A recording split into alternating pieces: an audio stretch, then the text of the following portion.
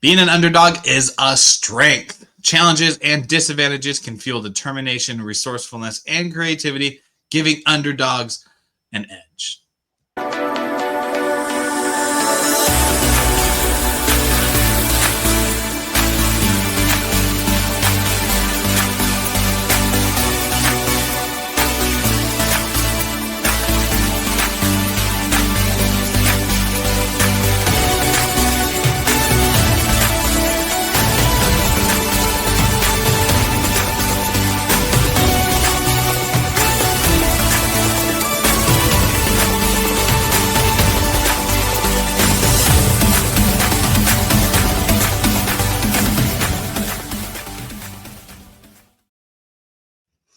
What is up, champions? Welcome to another episode of Champion Reads, where we talk about best-selling books and their best principles to help you out with your best life.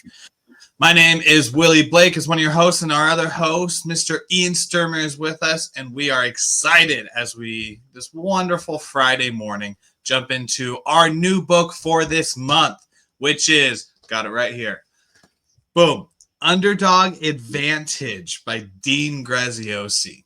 This is, I remember it was 2020 when I first heard about this book.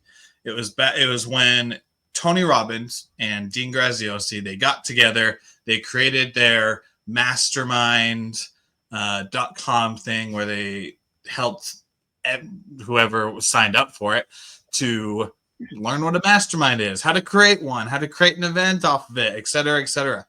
And while in there, Dean gave the book PDF away. And so I started reading it and I'm like, wow, this resonates a lot, because as someone who back then was just up and coming, trying to learn, being the underdog, it was truly, truly just resonating with me. Of you got the big people doing what they're doing, but then you got the underdog who might be unappreciated, people just miss by glance, but if not caught, they are going to fly past their competition and truly turn their disadvantages and their challenges into superpowers and advantages. So today we're going to discuss really the broad topic of being an underdog. Ian and I will share stories that we have that are from the book and from our own lives, and just have a great discussion with it. So Ian, I'm just going to throw it right over to you with how you enjoying the book. Tell me some things about it. Yeah, loving it so far. Thanks. Yeah, just the whole idea of being an underdog, and I guess what hit me first with it is everybody starts out as an underdog. Every company, every business, everything we do starts as an underdog. It starts not having that reputation, those resources, that background. So we all have to begin with nothing or almost nothing, no matter what we're doing in life. HP, huge corporation, started with two guys in a garage. Apple started with two guys in a garage. They didn't start with $10 million in funding and sponsors and all of these things. So I think as we look at it, it resonates because, hey, that's me. I'm the underdog. I'm hoping to move beyond underdog, but right now that's who I am.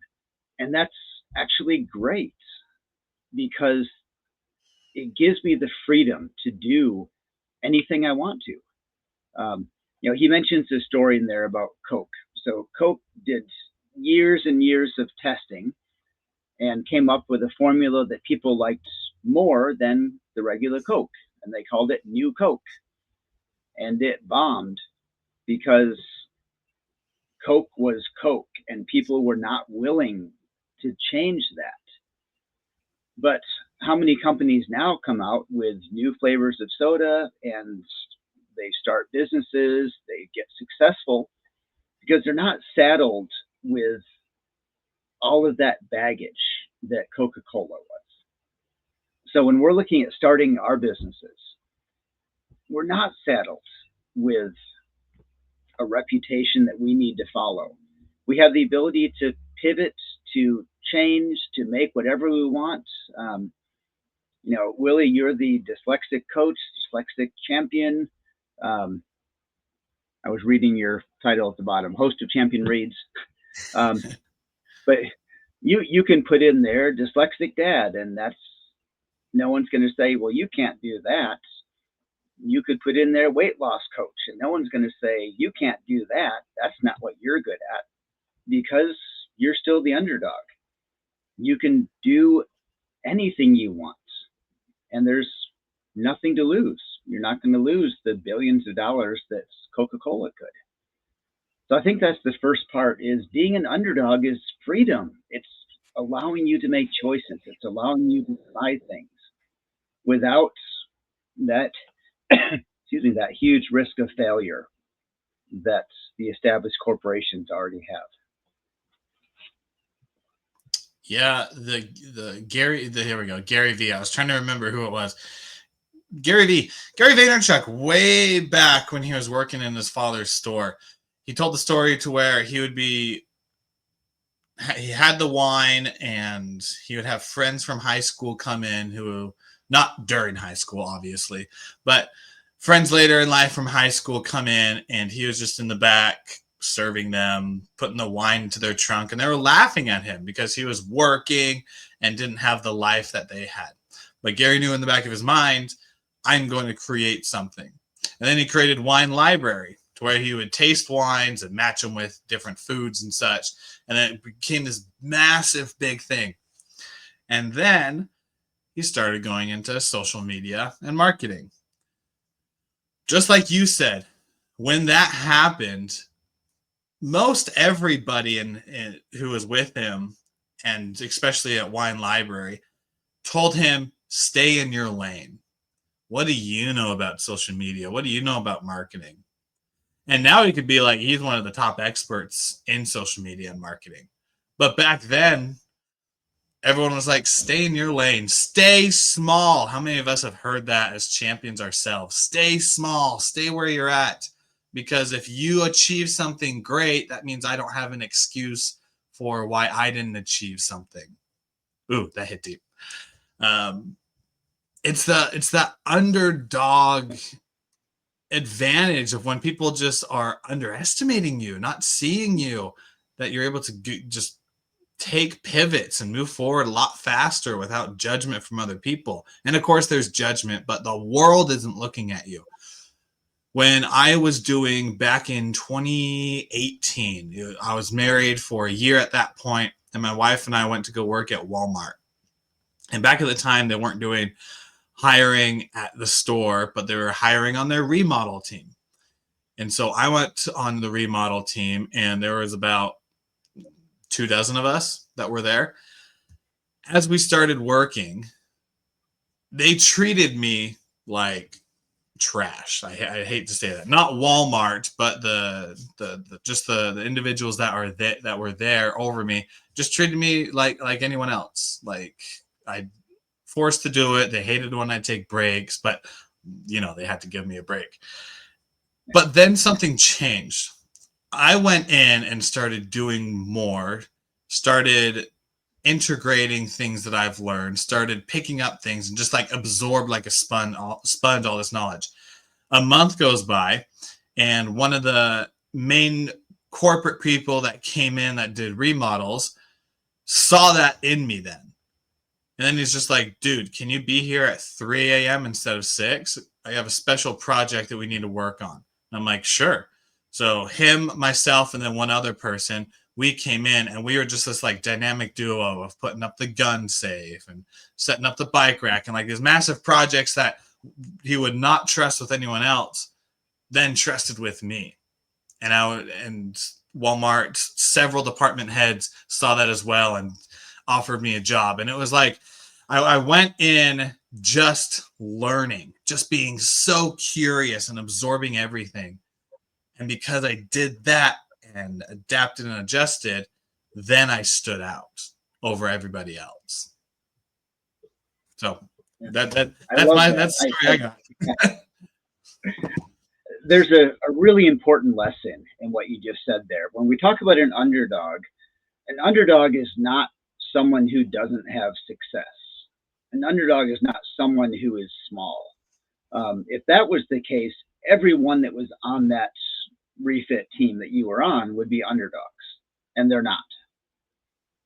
You were an underdog. And the difference is you had a plan, you had a desire, you had goals. And I think that's the difference between an underdog and a lazy bum dog, to use technical terms here.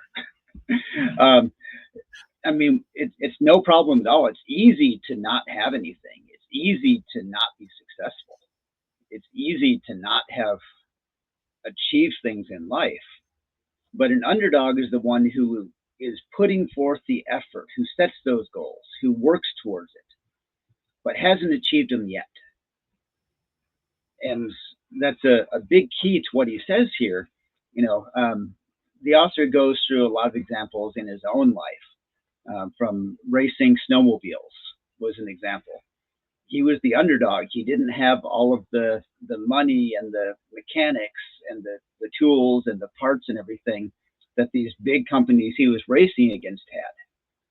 What he did have was a huge desire to be, to be the best. And he went and he researched, he talked to people, he got everything he could. He put in all the work for it and applied all those things and came out ahead. And I think that's the underdog story.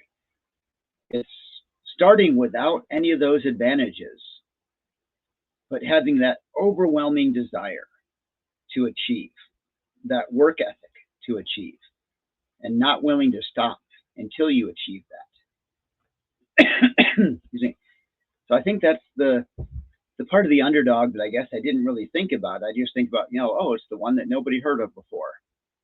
But not only that, it's the one that's worked harder than everyone else to achieve something.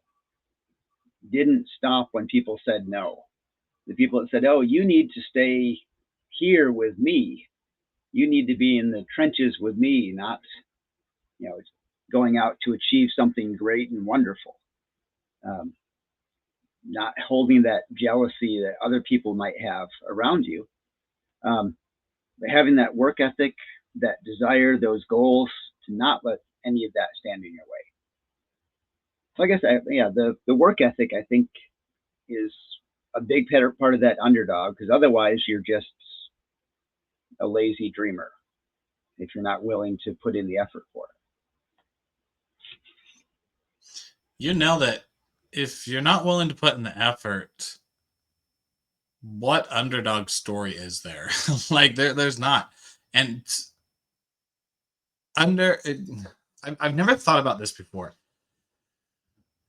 Are you considered an underdog if you're not working towards something?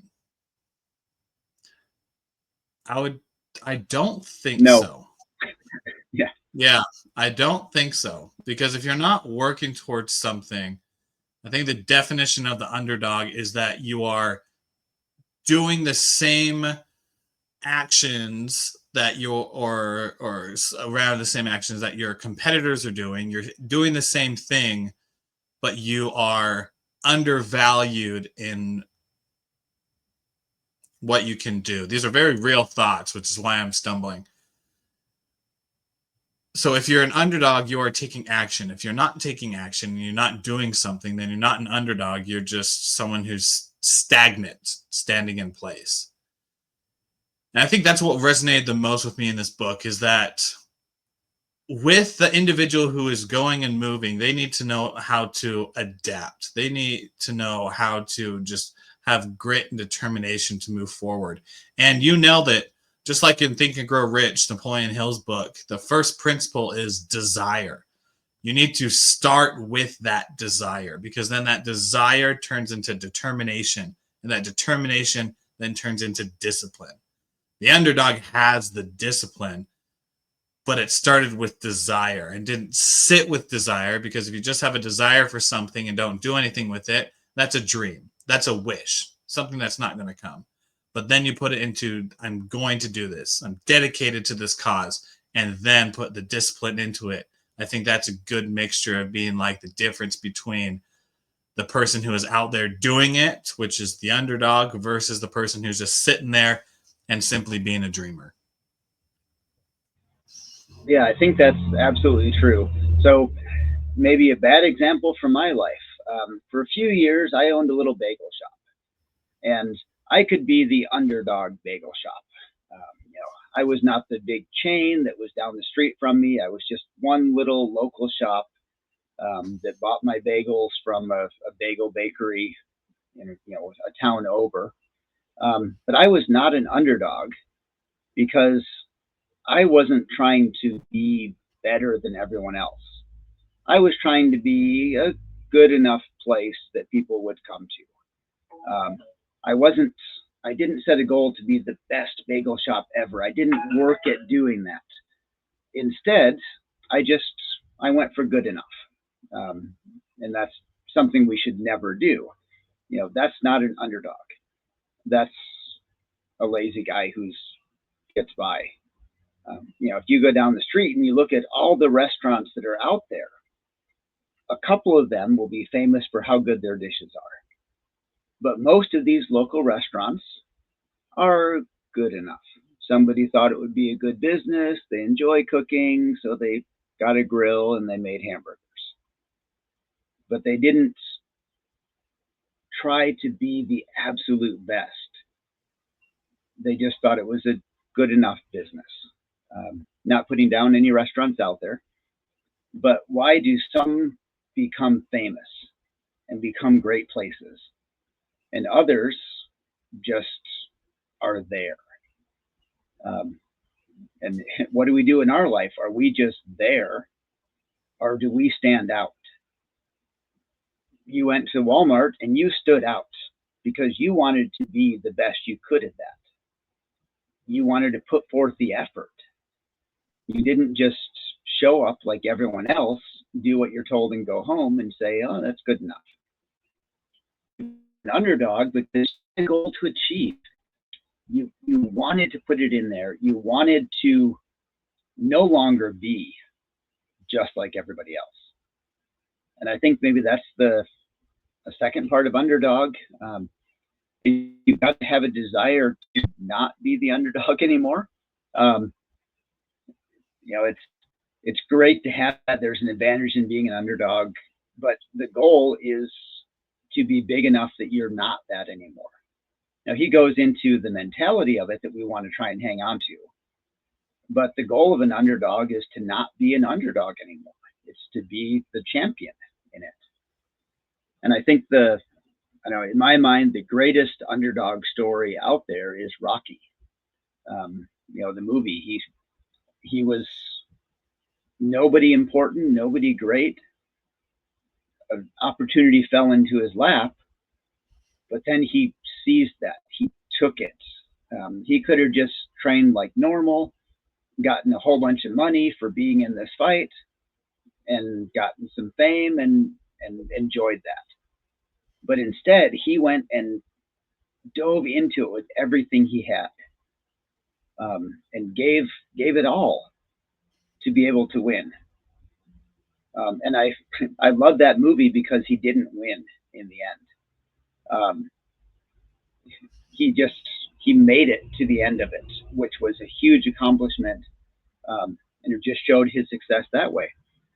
But you've got to have that desire. You've got to want to be more than you are and put forth the effort to really be an underdog. It's not just being small. It's not being not good enough or not big enough. It's not caring that you're too small or not big enough or not rich enough or not handsome enough or whatever else it happens to be, but doing it anyways and putting everything into it to no longer be an underdog. Yeah. The underdog doesn't want to be the underdog. They want to be the overdog. They want to be the ones up there in front of everybody. Dean, I don't know, I haven't heard it in the book yet, but one of my favorite stories from Dean is he's on a fishing he went to a mastermind with individuals like Lewis Howes, Tom Bilyeu, his wife Lisa, and just like all the Russell Branson, all these fantastic individuals, leaders in their industry. And one of the, I think it was Russell's mastermind. And what he shared was there was a fishing competition, and he got matched with Lewis, and the competition was getting the most fish. And so during the day when they were fishing, Dean would cast it in, not get anything. And he's like, okay, maybe I need to throw it further or in a different direction. So he casts it again, and it's like, okay, that's not working. So let's pivot. Looks like the fish are more closer to the dock. So I'm going to cast it closer to the dock. Oh, there's more fish over there. So then he moves places and does it. And after the whole fishing time that they had, he went from the one who wasn't catching any fish at the beginning, he saw other people catching fish, to then getting first place, which was catching so many fish. And everybody there was thinking, dude, I didn't know you were such a great fisher. I had no idea. And Dean's like, honestly, I'm not. I just adapted to the situation and continued to learn. I love that, because that is the essence of what we're talking about. It doesn't even have to be this big grand amount of time of going from zero to the biggest company in the world. It could be in the small moments that are just a couple days or even hours of where you were undervalued and then adjusted and adapted because nobody saw you as competition, to then coming in first place. One of my favorite examples is in my life with one of my friends. He hates playing video games with me because he knows that if we play long enough, that because of how great I am at adapting and learning, that I always beat him. And he absolutely hates it. He hates it because the one I'm thinking of is when we're playing Halo, and we start out, he plays Halo a lot, and so he's just like crushing me. But then as the time goes on, I start to get the same amount of kills, and then start winning him. And then towards the end, he's just like, dude, I give up. You just learn way too fast. And so it's not even the big times. It's the moments that every single day you just adjust and pivot and continue to move. Because when you do that, ain't nobody seeing you, but they'll definitely see you when you're holding that first place trophy. Definitely true. Yeah, being able to adapt, not letting those things stand in your way, learning from the best around you. Um, that's the key to success. Again, I forget the book I was reading about that, but the story in it was he had gone and got a job in a factory, the author, and he got promoted really fast. And people said, well, how did you get promoted so fast? He goes, well, when I got to the factory, I went to the person who had been in the factory the longest and asked him the best way to do things. And everybody else that got a job there avoided the people that were the long timers because they didn't want to look dumb in front of them. They didn't want people to know that they didn't have an answer. So yeah, the secret is you go to somebody who knows what they're doing and you ask them, and they'll tell you, and you learn from it, and you start applying those things. And that's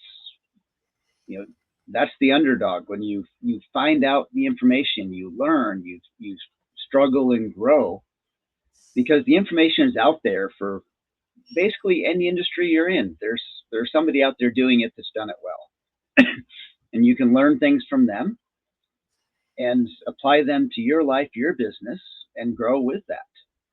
But we're afraid to be that underdog, that outlier.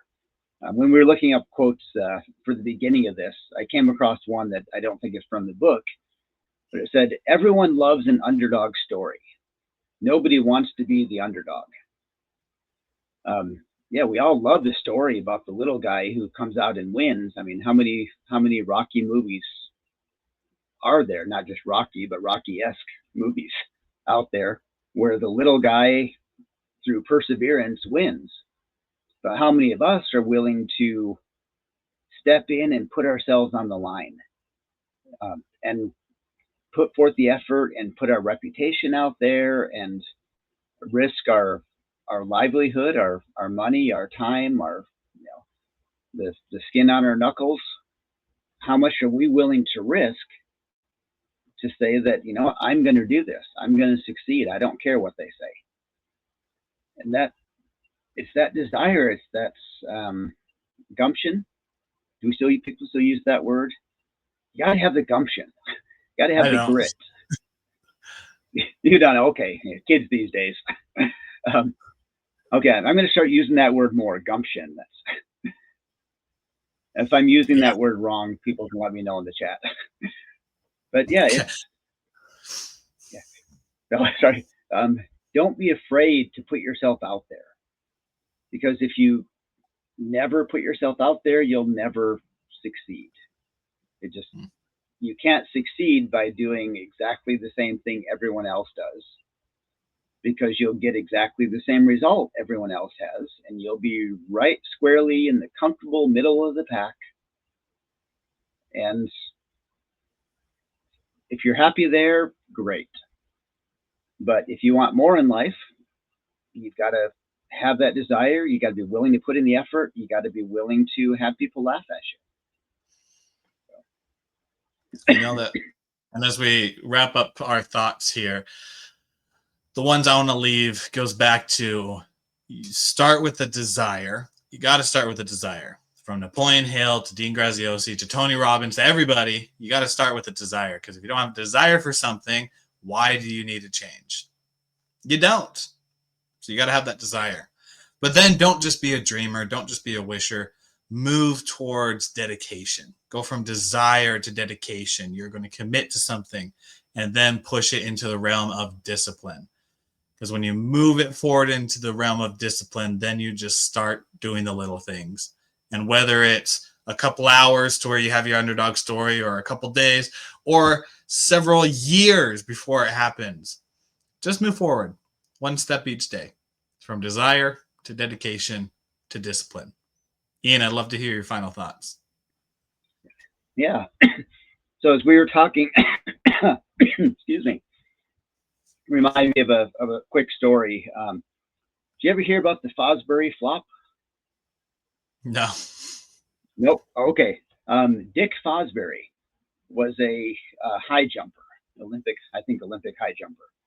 So when somebody does the high jump and they like jump over with their back over it, so they're facing the sky when they do a high jump. People didn't used to do that. They used to jump over it head first, looking down. For decades, centuries, people did that. But Dick Fosbury figured out that he could kind of turn and flip around backwards and get higher. Looked stupid. They called it the Fosbury flop because it looked so ridiculous. Now everybody does that because one person finally stood up and said, hey, there's a better way to do this. Now everyone does that. So that's the underdog. Don't be afraid to be the one that is different, the one that tries something new.